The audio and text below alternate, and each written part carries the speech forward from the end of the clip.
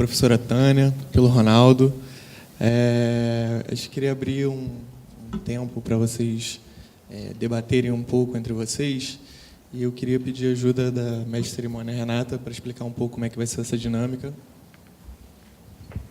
Obrigada, Bruno. Parabéns de novo pelas apresentações do professor Mozart e da Tânia. Bom, com certeza vocês estavam lembrando de algumas carinhas, né, que vocês devem ver todos os dias. Lembrando, talvez, de alguns alunos que são até parecidos com o Ronaldo, que a gente viu lá no vídeo. Aqueles alunos que têm essas habilidades socioemocionais ou que podem desenvolver essas habilidades. Bom, a gente vai ter agora 15 minutinhos para discutir esse tema, para vocês lembrarem, conversarem com os outros professores. Podem escrever as suas perguntas, elas vão ser redirecionadas aqui para o Bruno e ele vai responder depois desses 15 minutinhos, tá bom? 10 minutinhos, desculpa, gente, só para a gente manter o cronograma, tá? Então, podem começar.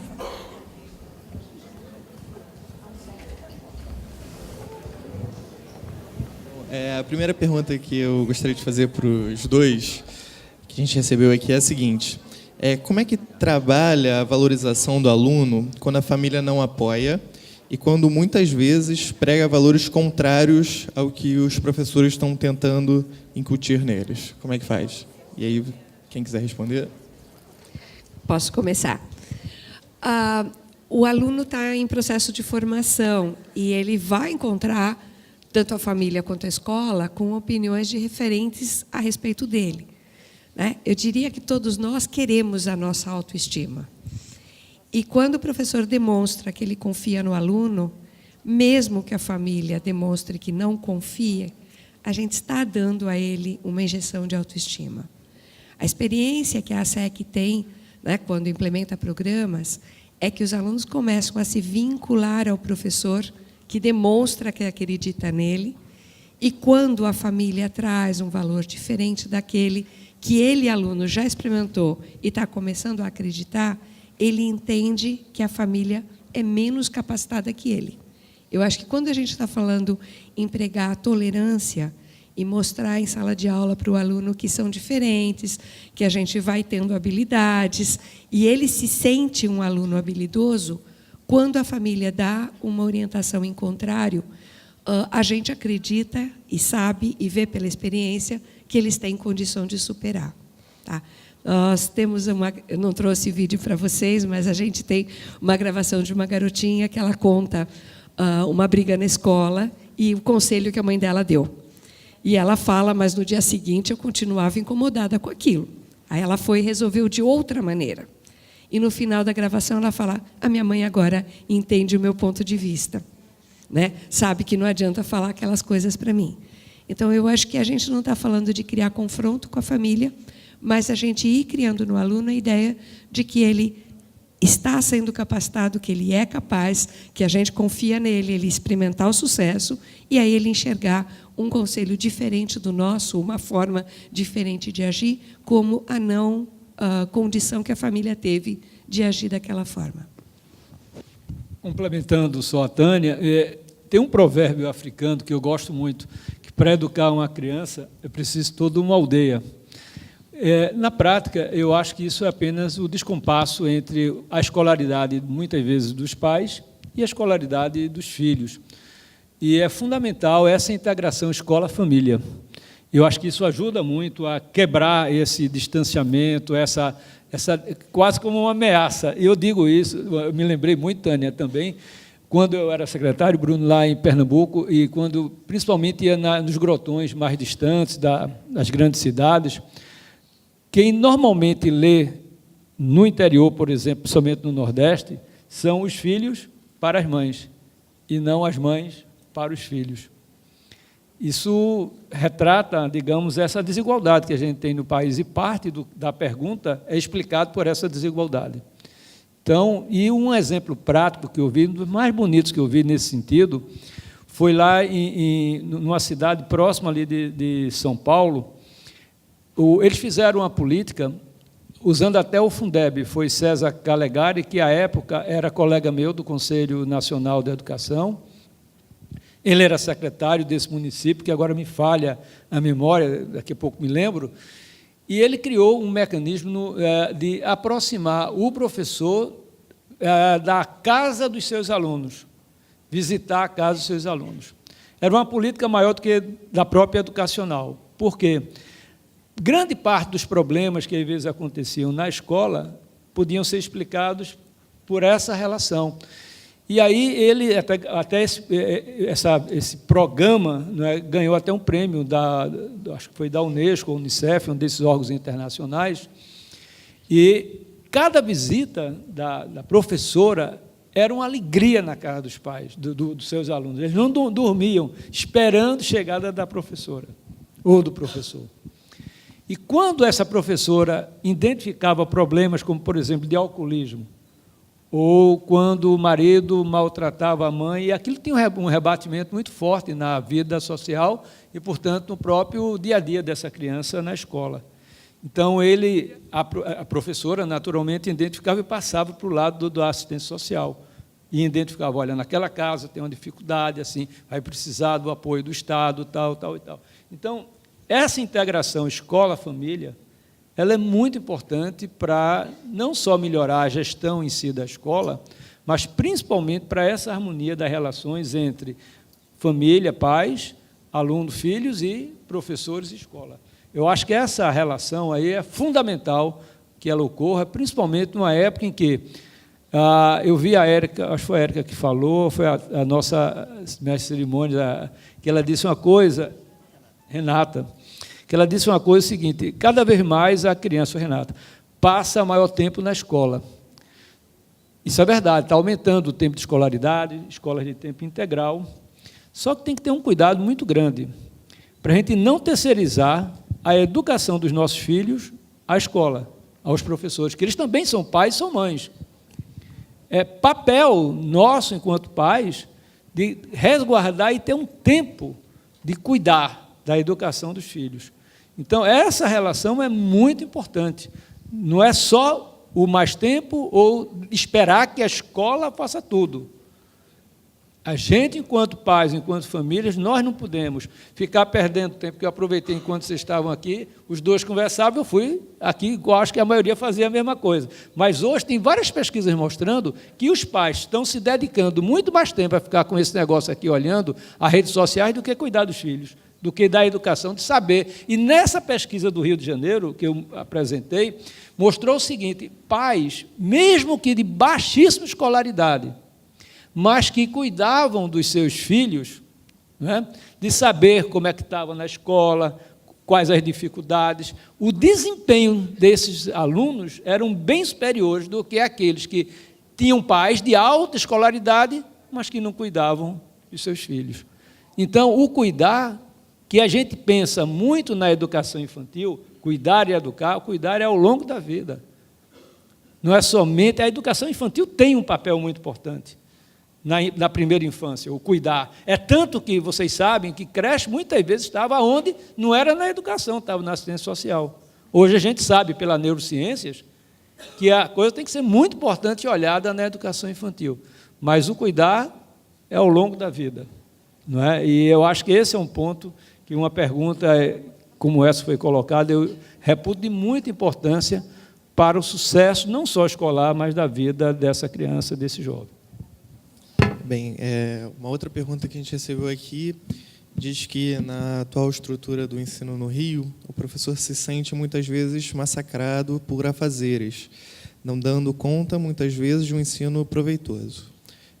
Segundo quem fez essa pergunta, a ansiedade toma conta por não existir o tempo necessário do desenvolvimento das habilidades socioemocionais. Ela ou ele perguntou como trabalhar isso, como o professor trabalhar isso.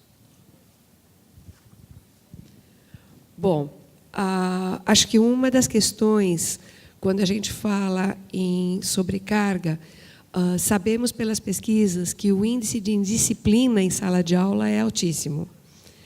E que o tempo que o professor gasta para lidar com essa indisciplina vem piorar esse problema que vocês estão colocando, né? Ou seja, não conseguir dar o conteúdo por estar constantemente interrompendo por questões indisciplinares. Isso, na verdade, está mostrando uma turma pouco madura emocionalmente. Então, o que as pesquisas mostram é que o investimento em educação emocional é um investimento, ou seja, ele retorna muito mais rápido, né, na mudança do ambiente da sala de aula. Acho que a grande questão, né, no desenvolvimento de habilidades emocionais é que não dá para fazer isso dando bronca, né, interrompendo, né, isso requer um outro clima. E é um clima muito gostoso, né? Eu gosto de usar a palavra gostoso, porque quando a gente está num ambiente emocionalmente sadio, a gente se sente bem e a gente quer preservá-lo. Então, nós estamos falando principalmente em mudança de ambiente. E esse ambiente mudado é um ambiente mais fértil, seja para o aprendizado acadêmico, seja para sentir-se conectado com a escola, com os amigos, para a redução de conflito. Então, nas avaliações que nós fazemos, rapidamente os professores mostram que o ambiente da sala se transformou, que o aprendizado acadêmico foi acelerado, né, e que o nível de indisciplina e de conflitos reduziu drasticamente. Então, eu acho que a questão é a gente mudar o foco, né, ao invés da gente olhar a sobrecarga como vou fazer educação emocional é mais uma carga, mas não, é um investimento para a gente mudar esse clima que ele tem se agravado nos últimos anos, pelo menos no relato dos professores, né, e que está levando à falta de saúde até física dos profissionais que trabalham na educação. Então, eu acho que o foco agora é a gente olhar que ambiente é esse, né, que está sendo emocionalmente estafante para os alunos e para os professores. Bom, complementando a Tânia, aqui no Rio, em particular, eu conheci um pouquinho mais de perto por conta dessa experiência do Instituto.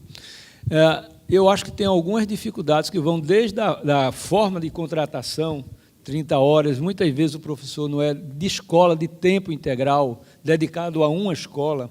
Então, isso eu acho que prejudica muito o projeto pedagógico. Eu acho que a gente deveria lutar para um professor ser de uma única escola.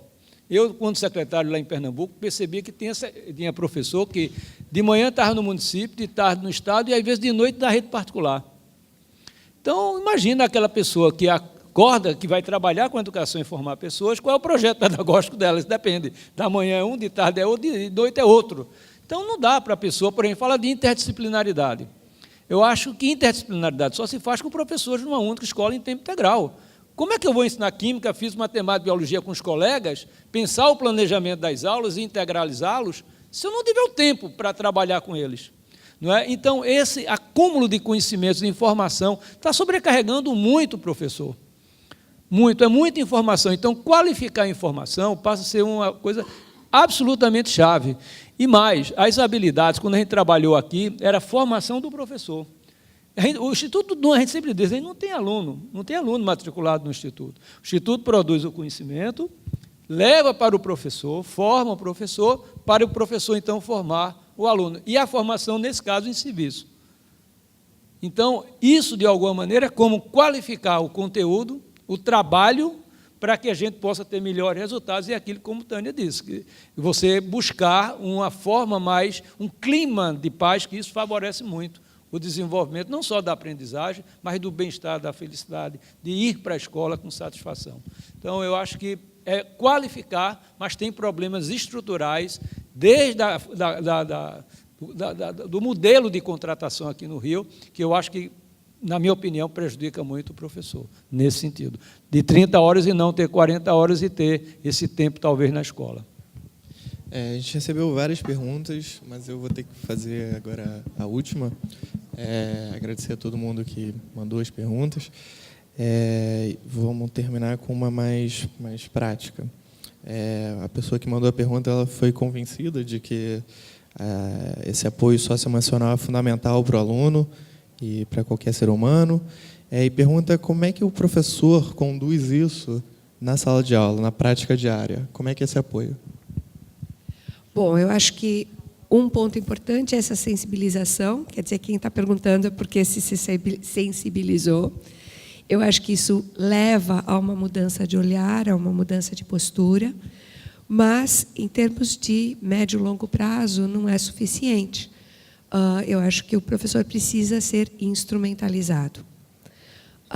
Eu acho que tanto o Instituto Ayrton Senna quanto a ASEC, nós defendemos a ideia de um instrumento que foi desenvolvido especificamente para isso, que foi testado, avaliado, e que vai ser colocado em mãos que vão ser habilitadas.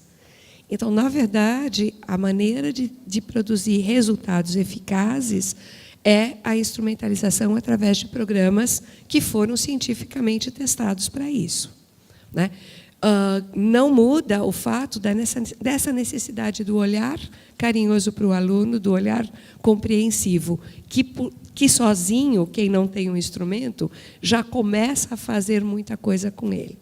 Mas a gente advoga que vocês tenham a oportunidade de ter uma formação específica e, dentro dessa formação específica, estarem se equipando para um trabalho intencional, regular e que vai fazer um desenvolvimento com qualidade e com impacto. Eu falei por nós dois e sem perguntar se você topava. Que bom, é isso mesmo. Bom, a gente fica aqui, encerra aqui o debate. Nesse momento, eu queria dar só um pouco das minhas impressões. Quando o professor Mozart lembra da experiência dele como secretário, de que o filho lê para a mãe, ao mesmo tempo muito triste essa desigualdade, mas me dá um otimismo de que a gente está trilhando bons caminhos. Quando a gente vê essa sala aqui cheia de gente querendo discutir propostas novas e ideias para agregar a educação, para transformar, me dá muito otimismo em acreditar nessa área, em acreditar na educação. A professora Tânia que falou de que é muito gostoso você entrar numa escola, né, com essas habilidades bem desenvolvidas. E, realmente, quando você chega numa escola, e eu sinto isso, que o clima é harmônico, que existe uma educação sentimental ali, você se sente acolhido, você é visitante. E isso faz lembrar a gente, quando a gente estudava, quando eu estudava na minha cidade, eu sinto isso na pele. É gostoso mesmo, é exatamente essa palavra. E é um pouco isso que eu queria apontar. Obrigado a todo mundo, obrigado, professor Mozart, professora Tânia. Queria chamar aqui a nossa mestre de cerimônia.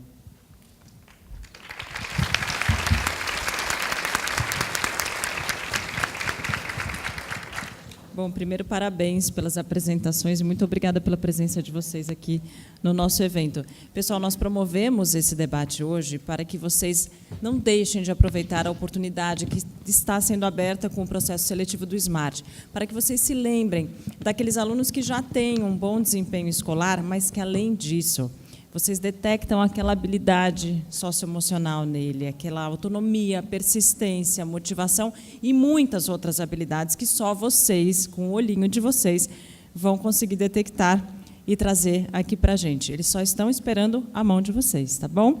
Agora nós vamos para 20 minutos de intervalo e voltamos em seguida com uma atividade bem emocionante. Aproveitem, até daqui a